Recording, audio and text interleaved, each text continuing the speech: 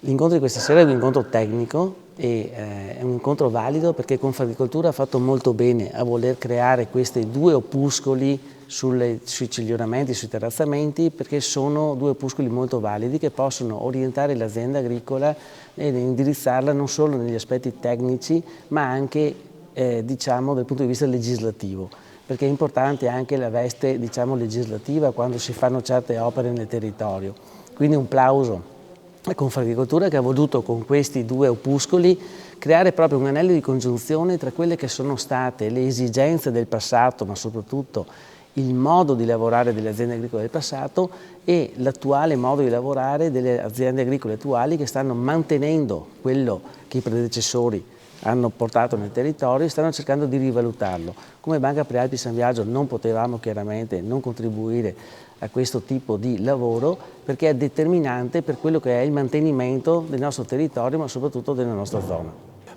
Questa pubblicazione ha uno scopo principale che è quello di preservare la saggezza che c'è stata nella costruzione di questi vigneti, soprattutto sulle rive molto ripide, la saggezza che si è tramandata nel corso di più generazioni. Però oggi ci sono mezzi agricoli diversi, c'è una proprietà media più importante e vogliamo che venga preservata questa saggezza che nel tempo è maturata per la gestione di un territorio che è tanto bello quanto fragile. Queste pubblicazioni sono in realtà degli opuscoli sulla manutenzione di questi ciglioni erbosi tipici dell'area patrimonio UNESCO oggi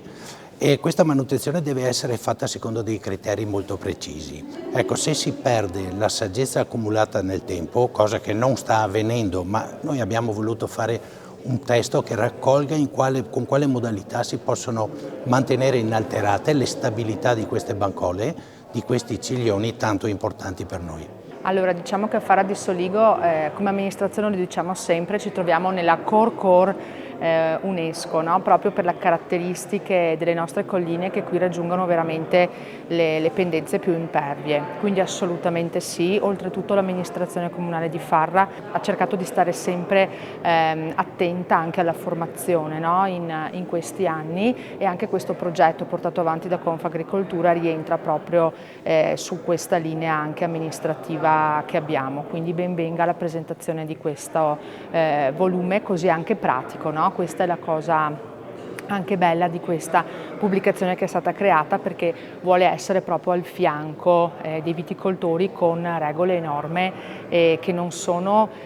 tanto come dire, nel dare delle imposizioni questa volta, ma cercare invece delle soluzioni. Ecco, questa è la cosa importante.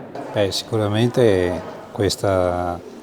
sistemazione che hanno le nostre colline con i ciglioni inerbiti che storicamente sono sempre stati realizzati proprio per impedire il franamento dei pendii, dare informazioni tecniche sulla gestione è importante e fondamentale dal punto di vista agronomico, perché in questo diciamo così si affronta anche il problema della qualità dei prodotti che otteniamo da questi vigneti, no? Perché limitando l'uso di prodotti impattanti, di diserbanti, con scelte alternative diamo sicuramente un valore aggiunto al nostro prodotto.